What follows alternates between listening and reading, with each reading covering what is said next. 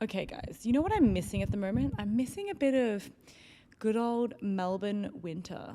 I didn't think I would be out here to say it, but I was speaking to a friend just before, and I just miss those like blue skies days where it's like really crisp and you're wearing lots of layers. You can wear a hoodie. I miss my home hoodies. I had so many hoodies growing up, and they're all at home, and I don't get to wear them anymore. But wearing a hoodie is just really underrated when you live in a hot place. So I do miss that. I also miss running in the cold because running in the cold is the best feeling ever. I'm just going to check that we are still recording because last week I recorded a podcast and the audio did not record. So we had a bit of difficulty there. But okay, today I want to talk to you guys about a topic which is taking on tasks that are not for you. And let me explain as I go what this really means. I think on like a baseline, it kind of makes sense, like doing things that are not, doing a task that is not meant for you. And I think that I've recently learnt I've recently heard this idea framed this way, and I just hadn't heard it framed that way, and I thought it was like a really great, like, layman way of phrasing it. So, yeah. So overall, I'm just wanting to discuss the common burden of feeling common feeling or burden that you feel where you feel you need to like fix others' problems. I often find myself being a problem solver versus just listening. And I think it's sometimes really hard to find the balance between the two, especially when you really care for somebody or like you're listening to someone that you care for's thoughts or, pains or problems. Of course, like the first thing we kind of jump to is, how can I help you? How can I fix this? How can I solve your problem? But as my sister always famously says in our family, I don't need a solution from you right now. I just want to vent. And it's so true. Like, I think it took a really long time for us as a family or just as us as individuals to kind of like come around to the fact that that's actually such a normal thing to like want. Being able to just vent is sometimes all we need. And sometimes like, when I just talk to my dad, sometimes now I'm like, hey dad, look, I just want to vent. Like, no solution needed. Just hear me out. And it's nice because you just feel like you're already prefacing from the person, like the expectation from them, and then the expectation from yourself, which will be like, I'm just going to get out here and just say it as it is. But finding that balance of knowing when to like be a problem solver and offer solutions versus vent is really hard, because I think no matter what we do, we always kind of find ourselves leaning back towards the problem solving side of trying to help another person. And it's hard to kind of get out of that habit sometimes. But I do think that this idea of like how something is not somebody else's task will kind of help you with that idea, and it has helped me to just clarify that even more. And I think I've learned a while ago like about this notion of, sometimes it's just not my responsibility or not my task to make you feel a certain way about something or to take a certain action. But I think, okay, so just let's start at the beginning. I think overall, we as humans often attach ourselves to things, people, and ideas. And when I say ideas, I think more on the stream of an idea that we want for ourselves or want for others or think that like other people should experience. And this is like a dangerous space to be in, because having an idea or an ideal of something is not always the most positive thing, because I think sometimes as humans, we can latch onto that ideal situation that we want and really push for that without realizing, like, what are we really, who is the person that we're dealing with? What are we really trying to get out of the situation? So I think having an ideal is great, but here's the thing, it doesn't work for most people and doesn't always work in situations. I mean, how many movies have we seen where the narrative is about a parent who's projecting their personal dreams of something onto somebody else or a child because they missed the opportunity themselves, or they see the potential in that child or that person, or they think that that person or that child would enjoy that life based on the idea that they have. I think that's a space where it gets, commonly gets really dangerous and really dicey. And I mean, there's a reason why they have many movies with the same narrative, right? And I think, sure, we can advise and want these things for others. But in terms of making it happen for other people, that is where the line is really drawn in my perspective. So I think my first few times that like I really encountered this was around consoling friends. You know, I would spend hours consoling a friend, like collectively hours or days even sometimes, consoling a friend on a certain topic. You know, something that they have all these feelings about, like, you know, they know how they feel about it. They can articulate that really well. You know, you give them the guidance of what they think they should do. And then what was the result? Nothing changed. And I was left there thinking, why do you continue to choose that path for yourself? Like, and just feeling frustrated naturally. And so I'm sure all of us have been in that situation before where we're like consoling somebody or someone or a colleague, and the result doesn't change. The person chooses the same option that they already wanted.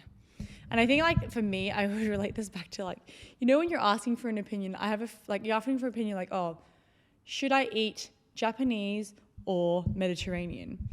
But generally in your mind, like, sometimes you already have an idea of which one you want, and you want that person to answer the one that you want to validate your decision. I feel like that's often what people are doing when, you know, they're like venting to you about something and you're consoling them or you're trying to offer them guidance. But the situation here is that I think that my friends in that situation may not have prefaced that, hey, I actually don't need advice on this or a solution. I just want to vent. And they may not have prefaced that because, honestly, I think sometimes people just don't know that, like, that they're in that state where their mind is so fixated on something or an idea and they're not going to shift from it. And it took me a few times to like go through this before I realized, hey, you know what? That friend might not realize that they're so clearly stuck in this mindset of wanting whatever it is that they're talking to me about. And they're not ready. They're not open to it. They're not letting go.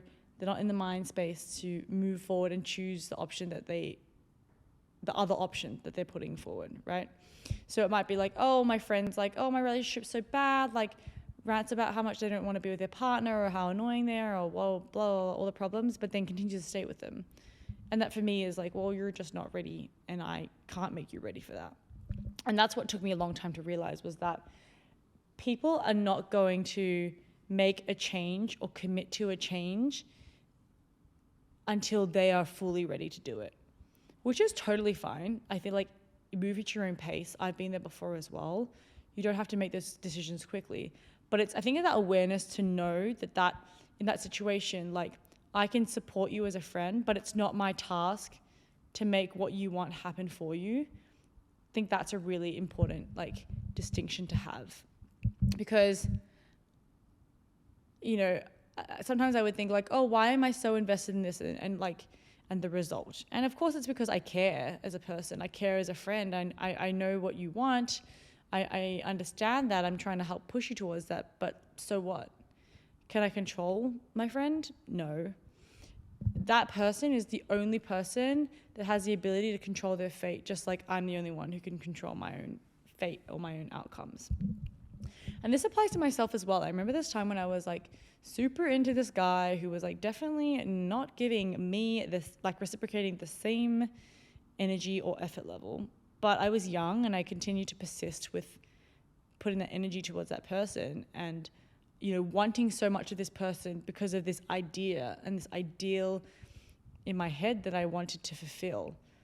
But I remember, like, I think it took me like a good few months. But when I finally decided and had this moment of realization of like, you know what, I'm just like so not into this anymore and this is not what I deserve. It was so easy for me to move on and so easy for me to just like forget about it and move on. And that's what's like crazy. It's just like the power of the mind to know once you change and you flip that switch in your mind of like, hey, you know what? No, I've decided this is what I want and I'm going to go for it.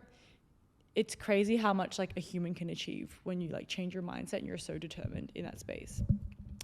And that's why I'm saying in the flip side of that, our minds are so strong that if we don't want to be swayed from something, we won't be swayed from it. If I want to eat that Japanese food, but I'm asking you about Mediterranean food, I'm definitely going to eat the Japanese food.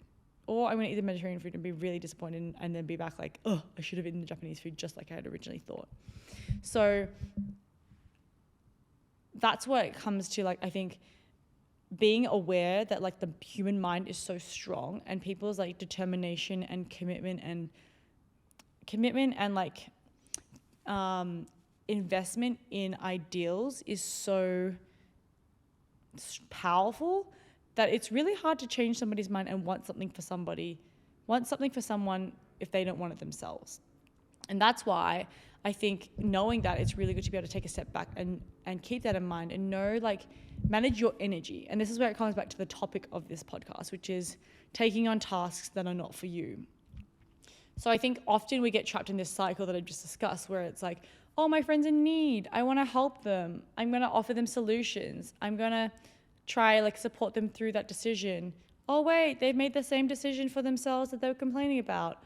Okay, like what can I do to, you know, continue to support them and listen to them and give them the advice and keep trying to like help them. And then it becomes this like vicious cycle where you're going in circles and you're wasting like hours on end of your time consoling someone when their mind is so clearly decided.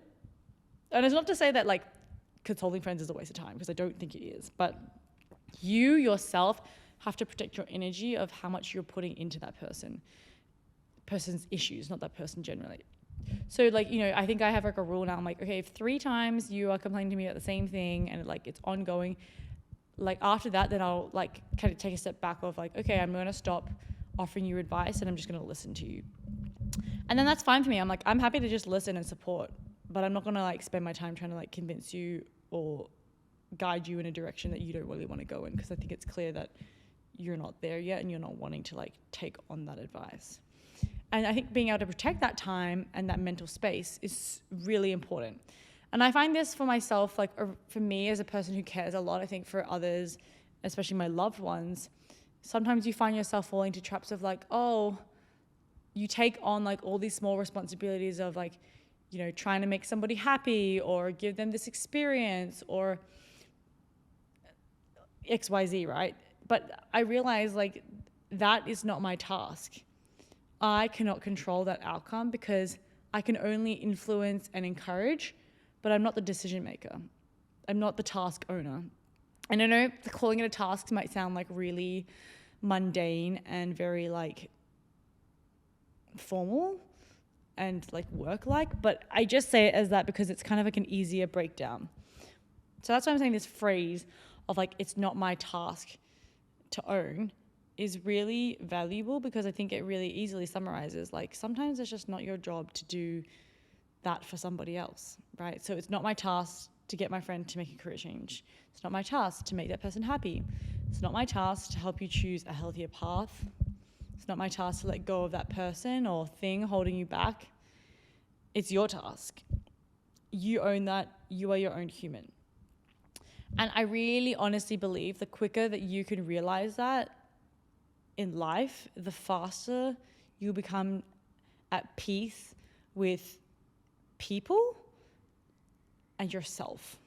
Because you will take away this like frustration of expectation of somebody as well, which is not fair. Like if somebody comes to you for advice, it's not like I should expect you to like listen to me and follow my advice. You know, I should expect that, oh, like you're here for advice, I'm here to be your friend, support you and listen to you. But what decision you make out of that, that's your own. And that's not my task, and I'll take a step back from that. And I think honestly you become more at peace within yourself, because you can channel your energy into like greater things like yourself that you can actually control, right?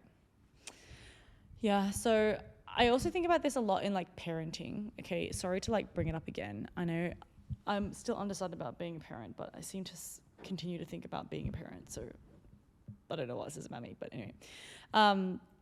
I think for kids as well, when you come back to this like narrative and idea of a parent projecting an idea that they want for their child onto them, I think that's a space that is really hard to traverse as a parent, because naturally when you're raising a child, I think that's the highest amount of care that you have for somebody else, is that you want so much for them. You want them to like you know, like, because you've experienced stuff, like, oh, like, your life would be so fun if you were like a sports star or a pop star or a movie star. Cool, great.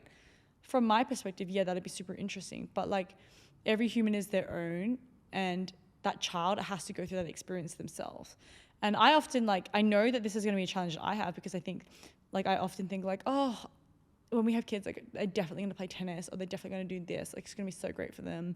But already I can feel myself projecting like, oh, because I wish that I had played tennis at a younger age and been better at it, and like pursued it and had more like grit and to pursue it, that my life could be different. That I would like naturally think about that for my child, which is really unfair, because every person is put on this earth, I feel like, for their own journey, and they deserve the right to explore themselves. And so I think it's like a really interesting fine line of balancing that, because I've heard stories about how parents like pushed a child into a sport from a young age, and it just like that, it really stuck for the child, and they really liked it, luckily, and pursued it, and it continued to be like something they wanted. But I don't know if there's like a lost sense of identity there, where that child wasn't able to like fully discover that sport themselves, before becoming good at it and like enjoying it as a career. So sometimes I think it works. Like, I've seen some people like, oh, thanks so much for my parents like pushing me towards that. It's been the greatest gift I've had. But then I've seen some people on the other side, it's like, oh, I was pushed to do that, spent all my time, like 18 years doing that, and absolutely hate it. And now I'm just gonna like go the other way. And I'm just like, it's just like such a hard space to be in. Like, what is the right thing to do? You know, like, I think as a parent, it is your task to teach a child skills, you know, show you the world, options, like, you know, show you how to tie your shoelaces, show you how you can try this and that, lead by example, how to think. You're shaping this person, but at the same time, like, you want to allow the person to discover themselves. And I think that's a really tricky space to be in, where you kind of relinquish all expectation of someone, which I think is super hard, because for some reason as humans, we're just so expectant. We're so expectant of others, and maybe it's just a societal thing, but yeah. Anyway, sorry, I went for a little rant there and a ramble on my parenting situation, but I think that's a space that I've like not fully figured out. And I think when I do become a parent, or if I become a parent, it will be such a interesting space to navigate. Yeah. Anyway, I do think that this was like a really good topic, because when I first heard it, it really sat with me really well when the person was like to me, you know, this idea of taking on tasks that are yours, or taking on tasks that are not your own, like really asking yourself, is this my task? Is this for me to decide? Is this for me to control? And I think being able to do that is so important, because as I said, I just think it gives you so much inner peace with, like, for yourself and just with others. If we can live a little bit less expectant, I think it would overall help us as humans. So next time you're feeling like frustrated because you're not getting an outcome from somebody, or, you know, a friend is doing something where you're just like, why do you keep doing that? I don't understand. Like, I feel like this is such a bad decision. I think it's good to take a step back and realize, hey, that's not my task. I am not that person. I need to like relinquish this expectation and just let that task be owned by somebody else. And then you'll find lots of inner peace. Not guaranteed. Don't come back to me if you don't find the inner peace. Okay, bye.